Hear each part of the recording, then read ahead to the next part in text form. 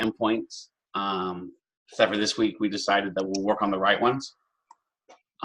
So we have a good chunk of our user APIs taken care of. We have Stripe implemented already, but we are going to go back and maybe clean up some of the user API and really focus more on the timer and Stripe for the week. We listed out all the APIs. Like I said, we have the user APIs, and then the timer APIs, we're going to focus on the controls of the timer, which would be the start for starting, stop, reset, pause, all fairly self-explanatory. We'll integrate it into Slack. We use the Balsamic in order to get some of that. So a lot of the API endpoints will be coming from these buttons here, which will also allow us to not have the buttons when we work with a Slack API or whatever other API we end up using. We could just, they're going to the same place. Sorry, I missed that. Say that one more time. Which part?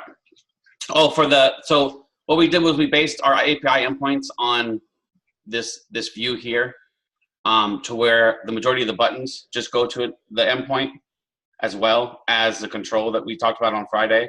So like the focus 25, the short 5, and the long 5, we'll have basically like an endpoint for those so that anything can hit it as well, if that makes sense. I'm not sure if it makes sense. Can you show the list of your APIs? Can I see it? Yeah. For the timer, sorry, I know that I'm like interrupting. I feel like no worry. We have our list here.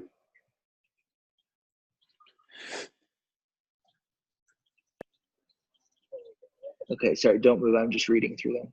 No problem.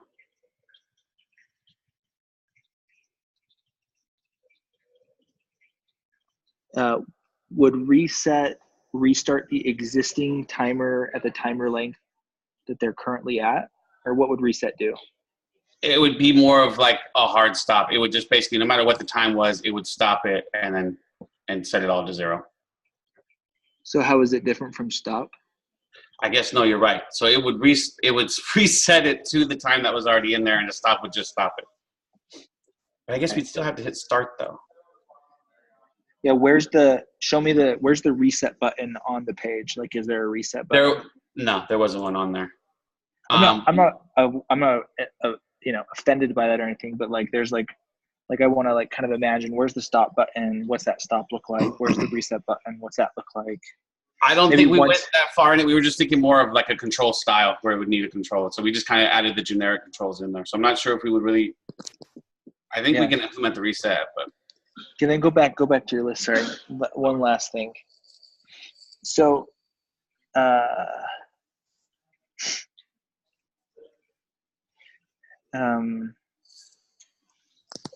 so you have two endpoints that are the same.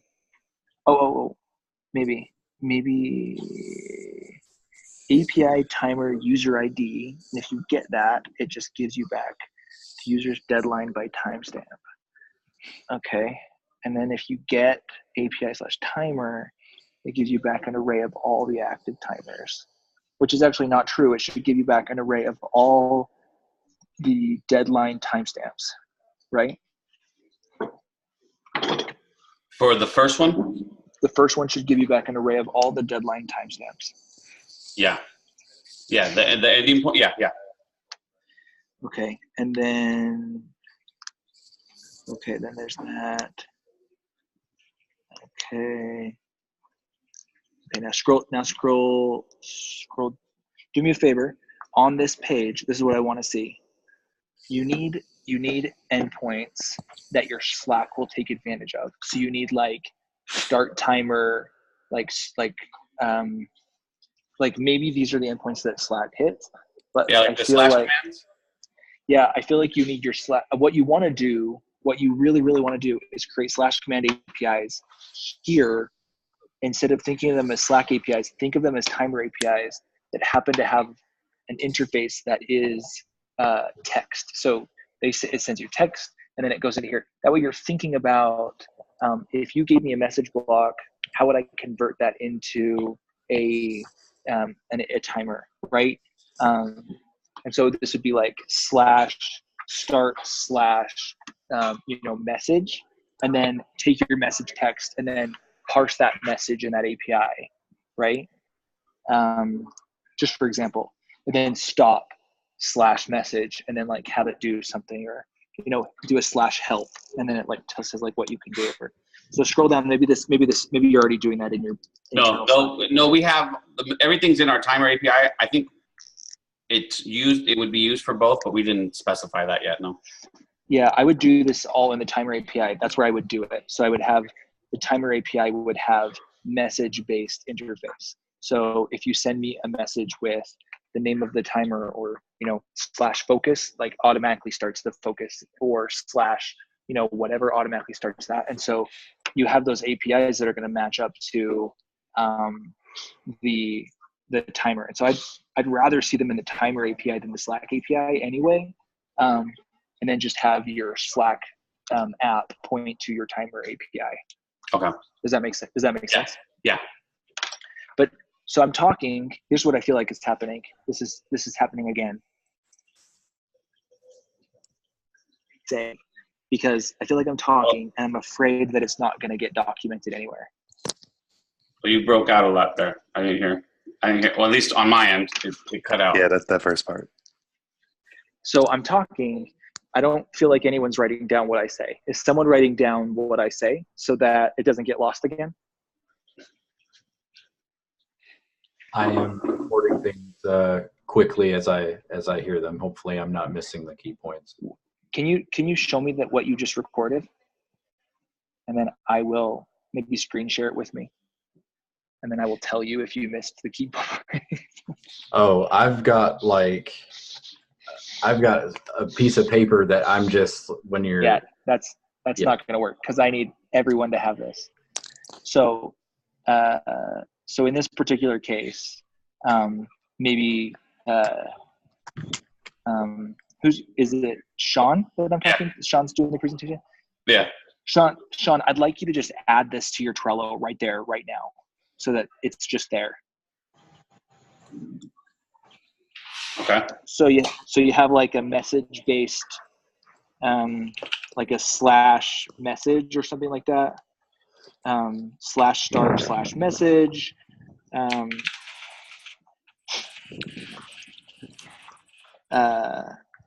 Yeah.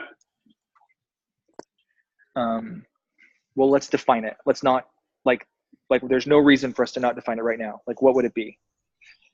There would be a start message, I would imagine. Anything I would need to do would be start. Like the focus, the individual ones you're saying in the custom, Joshua? Yeah, you're gonna want it to be like because the message you're gonna get is gonna have the Slack ID of the user. So you're gonna want to say it's like /start/ or /start/ message / and then you would have your JSON for that. So it'd be like /start/message /stop/message, where /pause/message, where you're going to expect the API call to be coming in is a sorry, and let me be clear. Like I'm saying, like actually API call is /start/message, and then the object that you receive is the message, not I see what you're saying. like actually have the word message in your API, so that it's a different API than and then another trailing /, right? And then you're going to receive the message body right there, right? And so then if it were me, this is the way I do it. I would definitely have APIs for focus, for short break, and for long break, so that they're like shorthand that are going to hit, they're going to be routed to the start/time link, because that way you can have the API call from, so it'd be like, this would be like focus/message, short break/message, long break/message, because when the Slack ones come in, they're going to be sending the JSON body in that request. Okay. So you want the message on each one too? Yeah, I think so. Also, Joshua, from the slash commands, you're only going to be starting the timer, or else are we also pausing from the slash commands and So stopping? I think you should be able to start the timer, stop the timer, and then check the timer. So you could say like slash what's my time or something like that. And then it would like give you back your current, how much time you have left on your timer. I think that would be what we have up here, because I would go based on But do you see that the returns, like these APIs are going to return something very different. Like they're going to return a JSON dictionary that is the response that Slack wants. So you'll have slash status, something like that, slash timer status. Yeah, slash message. Where anytime you have the slash message, that's telling you that they're expecting a certain, text body or JSON body, and they're going to respond with a certain JSON body, right? Right. But these are not, I don't have to use Slack. I could hit these all with Postman, and as long as I format it the way that you expect it, which is the way that Slack expects it, then you should be able to respond to me with the same JSON that Slack would expect, but I'm going to see it inside of Postman. Does that make sense? Yeah. And here's the thing, and I think Thomas will see this. Once those are all done and working that way, then like Slack is going to be so stupid simple. It's going to be like, man, why would we ever be scared of Slack? Right. And then anything else we want to hit to it would be simple as well. Yeah, you could do it with Microsoft Teams, or you could do it with, anything. What's another one? What's that one that's made by Basecamp? I don't remember what it's called. Campfire, right? There's like you do any of them. Anyway. Okay.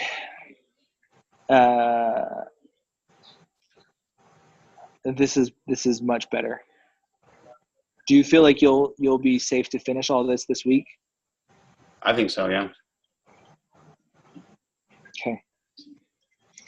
I got a jet, but I'm excited, guys. I'm excited. This is going to be freaking epic. Are you excited? I am. You're my only check-in. I don't know what Thomas told you. After our meeting last week, we all got kind of pumped because it was like, okay, now it all makes sense. I'm so glad. Yeah. He didn't tell me. Thomas, why didn't you tell me that? Just kidding. I'm just kidding. I'm so stoked for you guys. I think this is going to be one of my favorite projects ever. It's a little bit of a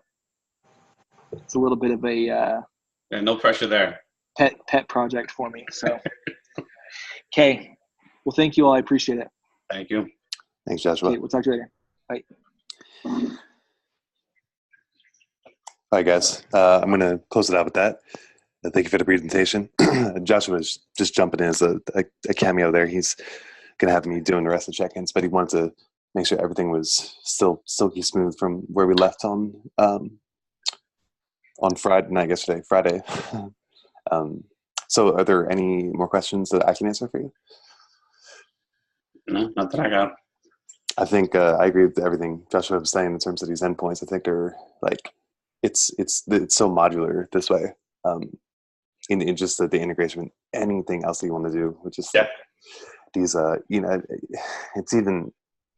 this is like probably one of the only, I'm like a huge GraphQL like fanboy, and like something like this is kind of like one of the only like API structures that I would just be like, just screw it, just do it in REST, because of the fact that it's like so specific, and the return is not really storied. It's like you're always just getting like one result back no matter what. So long live REST. Thank you for giving me like the reassurance that REST isn't completely like useless yet. I just had that revelation. Well,